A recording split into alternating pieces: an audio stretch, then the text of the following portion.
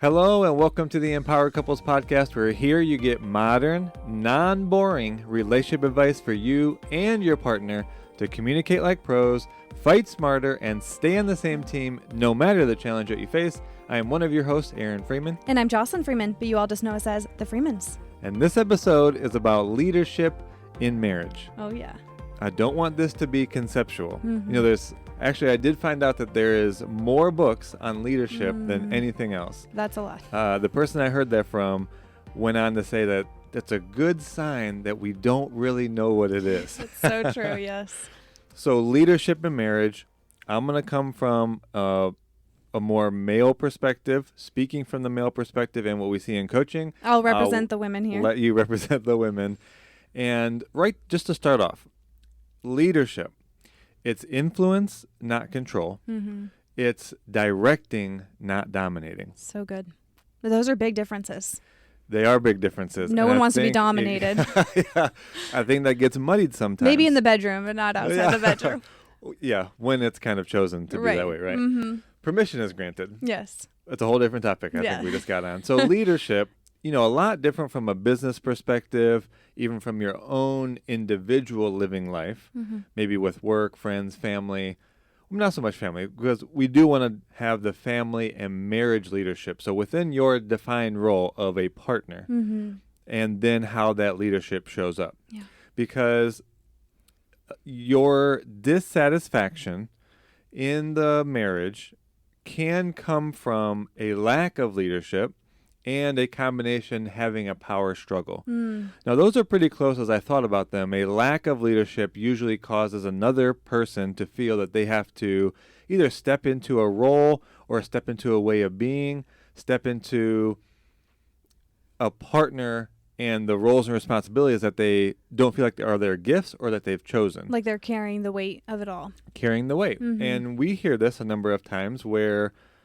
So let me go to the men's perspective, right? So there's also sort of a societal thing here where there's like almost a push against not being in a patriarchal dominated society. And so there's also, I feel, and rightfully so, a women's personal empowerment movement. Now, these can be negotiated in a marriage and can work out very well, but they can also create these power dynamics sort of unintentionally. So it seems like men should try to not be so dominant. And so when that's really correlated to leadership, then what I found is that in marriage, a lot of men are starting to be very passive. Yes. Very shut down. They lose their voice. They aren't connected to their authentic power for themselves, and just being decisive and making decisions, which we're going to go into some of the areas to focus on how to be a leader in these cases. And then because of that, it makes women feel like they step in more into a masculine role. Many women are, can I say this on a clean podcast, badass? Yes. And they show up in that masculine, directive, decisiveness energy with their business or with work or with their family. And then when their partner comes back home and they're in the home environment, when men are passive, then the female counterparts feel as if they have to keep leading. On leading, making decisions, almost pulling their partner. Yeah. So that's where you get a lot of dissatisfaction. And then sort of on the opposite side, a power struggle. If both people are sort of jockeying for decision making, well, now you get, who's supposed to surrender? And is this a male-female thing? It's like, oh, you're belittling me because I'm this, you're making me feel like this gender that's subordinate. Obviously, that's a difficult place to be, too. And in our marriage, we don't treat leadership as if you are the leader and you are above me. That's not how we see or handle leadership. We actually see ourselves both as leaders. And we'll talk about traits of leadership in general and how those are exuded by each of us. But we are co-leaders. And you're going to hear us talk about trusting each other and our differences and our different roles. But I think that's important to note. We aren't even saying that one of you is in charge of the other or that one person has to always submit to the other person. We lead together. We both intend to show up as leaders in the marriage. So I'm excited to get into this. I want to do a quick biological difference. And so biologically, right, males are stronger in like muscle and bone structure, right? And sort of built that way to take on burdens and be more durable. And was always that way in like other earlier cultures, right, where we were like fighting off different animals and finding food and hunting and doing all that Defending stuff. land. Defending land. So it was a lot of physicality in the defense, in being durable, in being reliable, and being responsible. Nowadays, we don't necessarily have that, but I think one of the keys there is the ideal of being reliable, of being resilient, of being Strong. responsible and strong, I do think seems to start to diminish. And I think that's a place that men can really step back up into that. I think, can I just say one quick thing before you go further into your biological point? Think about how many men are sitting in desks.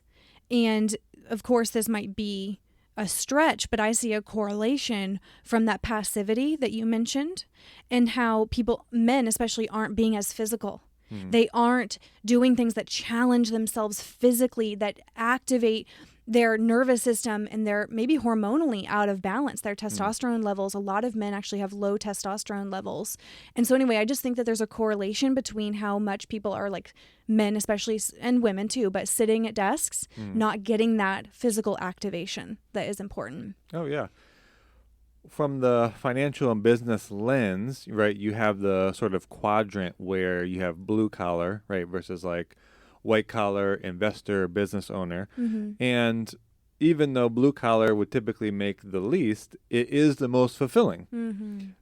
To what you're saying, people are out there using their hands, well, in this case, like more so men, building things, breaking things down, rebuilding them. And there's a number of jobs that are just for men, like being in a mine. Like that's just not for women, right? And there's, because of a certain biological difference in that resilience, taking on a burden, different things like that, or being out in the cold, a winter time up in Alaska, hunting, or even like putting up power lines. Like that's a really difficult job. Skyscrapers, like construction, like there are a lot of these. How about being in a sewer? How about like building and kicking around in like muck and stuff? It's like that's just, no one else should do that. Like women don't need to be doing that. So a biological difference there. And then I think there's enough science to say that women are more nurturing and are built to care more about relationships. We're more attuned to children, right? Like maybe that's one of the main reasons, is because women, the biggest difference is they birth children. They continue the race. Yes. Continue humanity, right? And we can feel what our kids are going through, right? When I hear Sky cry, my body, in my nervous system feels it, and I'm attuned to what she needs. It's almost like I can hear her from a mile away. Yeah. So that attunement is a factor as well. So I think we're about integration. So we're about integration leadership, where we both take on leadership roles. And I think we're also about integrating the own masculine, feminine differences within the individual, from resilience and responsibility to nurturing and caring, right? That should be something we seek to have within ourselves. Yeah. So I just wanted to lay those out for this leadership discussion and move towards, well, what are some elements of leadership that either one of us could take on? Yes. The first one being to have a clear vision. And it allows for a number of things to happen. And I think a part of leadership is to remind the marriage, remind the coupleship on what it is we're going for. And this could also be included, we could say, like a just cause. Like, what are we doing here together? Yep. And having a vision, having a just cause, it, number one, allows us to go beyond just our individual selves, to do something more worthwhile than what I might do on my own. And so I think a marriage allows for a higher ideal for us two individuals to pursue. But from a leadership lens, we're going to forget that sometimes. And one of us needs to initiate and remind us of, why are we why are we building a business? Why are we getting our masters while we have a 2-year-old and doing a business together and like all the things that we're doing, it can get very routine, mundane, and challenging. Groundhog Day almost. Groundhog sometimes. Day, yeah. So a leader reminds the team, which I know is the next point, reminds the team of two why we're doing this. Yeah. And then it also calls you, the individual, to set aside your individual preferences for the greater cause. Well, and again, we do this for each other. This isn't all on you to be reminding us of the vision. We both are committed to being leaders in this, and we both express it in different ways. Like the way you remind us of our vision is different than the way I do it. But we both are going to step up at different times and say, hey, here's where we are. I know it feels hard, or I know it's been feeling like Groundhog Day, but here's what we're working towards. Last point on that, I'll say, and sometimes remembering like, yeah, I have to sacrifice my short-term sort of preferences on how things are going to get done. It's like, do I need to tell you about how I'd like the spoons to be put in the dishwasher, or again, this darn coffee cup that I don't do or the right, coffee cup, or how things get picked up? And I think you reminded me of that even just coming here to film this today, right? It's like, or similar to the post, right? Am I just, are these micro criticisms I'm making based on my preferences, and is that really taking away from your love account? And if I zone in on so micro of localized actions, that it just bogs us down. Yeah. Rather than reminding, yeah, we came into town, right? We came to shoot in this studio, and things didn't go exactly as planned. But Here's am I the someone that vision. can remind us of why we're doing this? Absolutely. So the second characteristic and aspect of leadership in the marriage is trusting the team and being a trustworthy team member. And I want to just shout you out because yesterday we were on a session, an introductory session with couples. They were just getting to know us. And you were so straight up and bold. I loved it because we hear this theme a lot of times. One partner will say, you know, I need more grace. I need to feel more trusted in the partnership as we take them through one of the exercises. And we hear that a lot. And you said, it's one thing to ask to be trusted, to have more grace from your partner when you are delivering, like say 95% of the time, right? When you are showing up, when you are following through the majority of the time. It's a tough ask to say, I need you to trust me. I need you to have more grace for me when you are doing maybe 40% of what you say or what you're responsible for or is in your role. And I think that was so powerful, and it even hit me too, right? That we have to be honest with ourselves. Am I showing up as the best team member that I can be? Trust, of course, anybody in the relationship space would agree. Trust is foundational to a marriage, just like it is to a team that's working together or a sports team. For us to trust each other, we actually have to be accountable, responsible people. And another part that I'll link to from what you just said, we have to trust that we're going to do things differently. And sometimes I do have to remind you of that lovingly of, hey, I know that I do it a little bit different than you do. And I might miss some of the things that are important to you and some of the quirks and the differences. But again, that vision, we're both working towards that. And you know I deliver. Like, you know I get the big things, right? Don't I? Yeah, you do. I get the big things. I focus on the really pivotal needle moving things. I might not get it right with these ones down here that I know sometimes are important to you, but that's another aspect. We have to trust that how we each do things is different and be able to have that discernment of, do I need to say this? Or can I just trust the way they did it? Yeah. That discernment is so important inside of that trust that you're creating.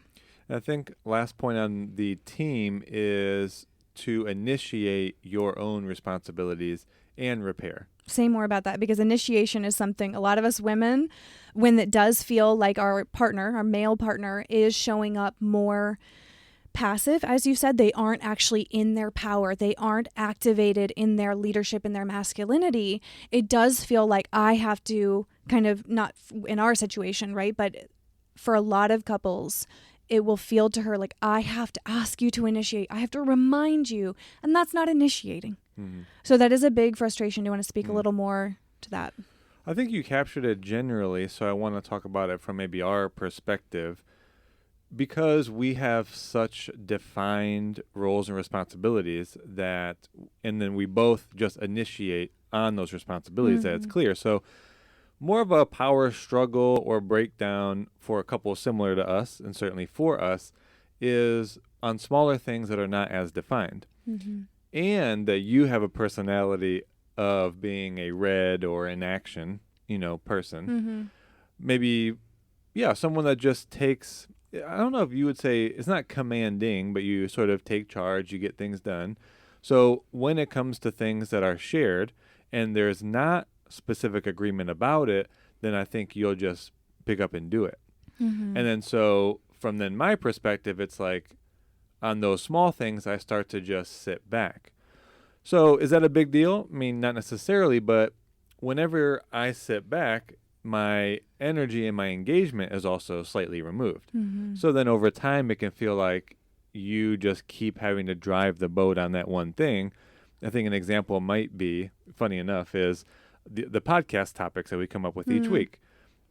It was that I was writing them, and then you wanted to write some, so then you did, and then we never really had a clear conversation. Had a little so power then you struggle. just kept on doing it, but then it's like, oh, I see that you're finishing the podcast, so I do other things. But then you might get frustrated later that, hey, why do I always have to do everything for the podcast?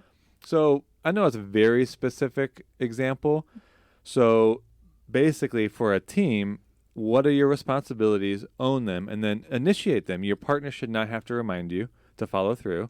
And then I know we're stepping over this quickly, but initiating repair. Yes. Just have to be someone as a leader, you initiate repair, whether it was your fault or not, or you started it. Again, if you're familiar with the 5 R's, you got to just look for where you have responsibility and just initiate the repair conversation, even if there's things for your partner to repair on your side as well. And to link to another session yesterday where we were talking about this, one of the partners asked, how do we hold each other accountable in a way that won't start conflict? Yeah, that's a good question. That's hard. And here's the thing that we said. We said that's not even the first place to start, is holding the other person accountable. You two need to get clear on your standard for yourself. Because they weren't holding themselves to a high standard. It was like this. It was like, well, you're lowering your standard, so I'll lower mine. And then, well, now I'm going to lower mine. And they just were getting worse and worse and worse. Which shows up a lot in conflict specifically, where you're not a willingness. What is it? You're having no standard. You'll make threats to the relationship in conflict. Or have excuses for why you act a certain way and handle your emotion. So rather than even focusing on holding each other accountable, get clear on your standard for yourself and hold it there. And be able to be the kind of partner you want to be. Hold yourself to your own standard. Be that teammate that you'd be proud of, as opposed to just giving yourself excuses because of how they are acting or lowering their standards. That's perfect. So let's move to the third little key or aspect here around leadership in marriage specifically. And this is an interesting one. It's to have a competitive rival within your partner. Ooh, say more about that. So this is an interesting topic because this can only happen if everything else is really working out well. If you have a high love account, if you are a good teammate, meaning you're initiating your own responsibilities and repair, and you're really doing a lot of the core principles for a healthy, thriving marriage, reminding each other of the vision, for example. So in all that, then what you need is a rival, not someone to compete against or have a win-lose dynamic, but it's a collaborative rival where you challenge the other person. So we're challenging each other? When you think about that, you really don't want to be in a relationship very long with someone that doesn't challenge you. Some people experience this as sometimes in the intellectual side. Some people use the phrase like equally yoked in a sense too, right? Not on the same topic, but you're generally expanding and growing at the similar pace. Like you've developed to a certain place together. Because if you feel like I know it's an interesting dynamic. If you feel like you're just way more advanced than your partner and they're not growing and they don't really push themselves, then naturally that partner's going to push your partner to be better. Mm-hmm. If you can't be willing to accept that kind of challenge, it's not going to be a good match. It'll be boring. Well, it's going to be boring for the person that feels like they are advancing. Yes. And it's going to feel very controlling and dominating and critical for the other person that's like, you don't accept me for who I am. Mm-hmm. So it's this balance, right? Because you might feel like that in certain seasons, like when a love account is low, for example. So that's why I said this collaborative rival dynamic. You need someone that's going to challenge you, that's going to show you the places that you do need to develop, where you're lacking something in character trait that you need to build, and at the same time be willing to accept that kind of feedback and mirror from your partner and do that for each other. That is something we can do. We can give each other loving, most of the time, feedback. Yeah. Right? Most of the time. We don't say it as overt criticisms in the heat of the moment.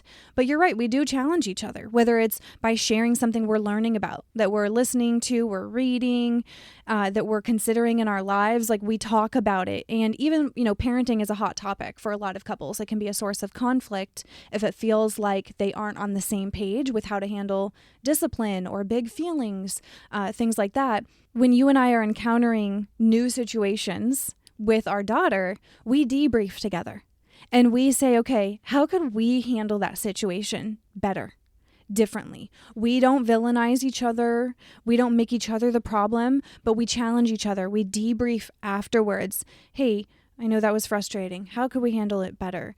And it's at the right moment. So we do want to challenge each other. We also have to be thoughtful about the timing. We don't want to challenge each other mid big feelings moment with our child, right? We want to be discerning about when to have those conversations for betterment. So before you move to the next point, though it can be frustrating at times to feel like you have this competitive rival because they challenge you to grow, just think about, I would rather be challenged by you, and then just knowing that sometimes I get frustrated by that. But I would rather be challenged than feel as if I'm constantly having to drag you forward from doing nothing. Like if you had no aspirations. Or if I was just kind of backtracking. It'd be so unfulfilling. Yes, that's so true. So the next aspect of leadership in marriage is a substantial amount of flexibility. So you may have heard us talk on different episodes about the importance of flexibility, right? That we have to be able to adjust our responsibilities, our perspective, our choices, especially because your life is going to evolve together. You and I, and our circumstances today are so different than 3 years ago, 5 years ago, 10 years ago. So we have to be flexible. That is one trait that I feel is pretty much a non-negotiable. Now, there's varying amounts of flexibility. You don't want to be overly flexible to where you actually sacrifice what is important to you, your core values. But also, we don't want to be too rigid. So there is a healthy amount of flexibility within the partnership where I think you and we just look at kind of the holistic picture of our life, whether that is with our child, with our business, with projects we're undertaking, building our home, issues with family. We look at it holistically and we go, all right, what's the team need right now?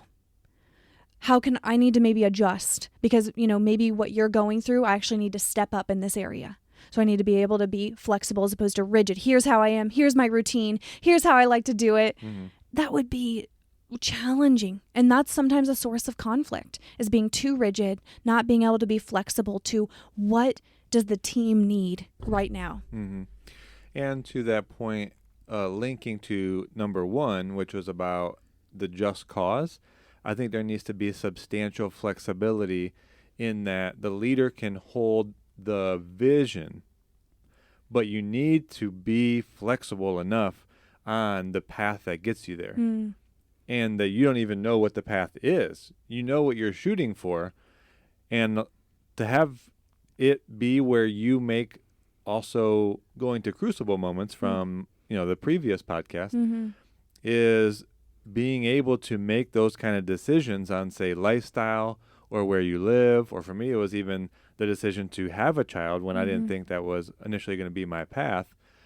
Knowing what the vision is, or the just cause, and being so flexible on where I thought my more immediate life was going to go, it's going to be scary. And it really leads to the last point, number 5, is then you have to have the courage to live what this business guy, Simon Sinek, maybe a lot of people know him.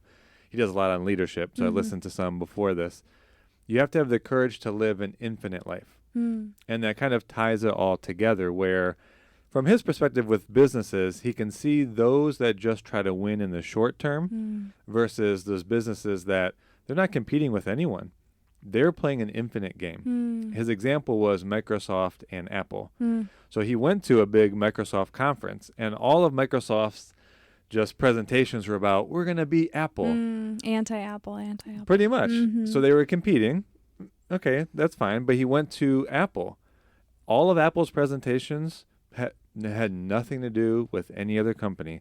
It was focused on what they were creating, the vision. Technology, the vision, how it was going to serve people, integrating people's lives, making it easier, being innovators. And he's like, there was a big, big difference, right? And I mean, you can kind of look at those paths. Yes. And though in the short term, maybe, Microsoft's focus served them. But if you're going to play the game of marriage and you're going to be a leader in marriage, it takes courage, because you got to make some decisions that seem like it might hinder you in the short term, and it very well might. But you make the decisions for, as he called it, the infinite game, the long-term game, the just cause, the vision. Yeah. So, I think maybe where we failed, and we'll bring this up only one more time, but in that crucible moment we had last year, we made a decision around investing probably for too short-term a focus. And we weren't thinking about the long term. Now, towards the end of that, we decided, watch this now, as leaders together, we made the decision to sell the property at a loss for the long term, freeing up our own focus, our energy. We're going to recoup some capital so that we could move into the areas that were our gifts and get out of something that was not an industry that we really needed to be in. And it's been so fruitful, and it's changed the trajectory of our financial lives forever, and for the positive. You're so right in that. I love this topic around leadership. And again, I just want to reiterate with each of these points that we really see ourselves as leaders in this marriage. And I think that's one thing that isn't discussed enough. Of course, having things like communication skills and conflict skills and being on the same page financially. But what isn't talked about enough in the context of marriage is character, is being a leader together. And I don't have to keep reminding you to please, pull your weight, be a leader. You are a leader, because that's the standard you hold yourself to. Thank God, right? Thank you for being someone who holds yourself to a standard of being a leader, and you intentionally every day listen to content, read books, because you want to be the best father that you can be, the best husband, the best man, friend, and so on. And do you feel I do the same? Do you feel I show up as a leader? Absolutely, yeah.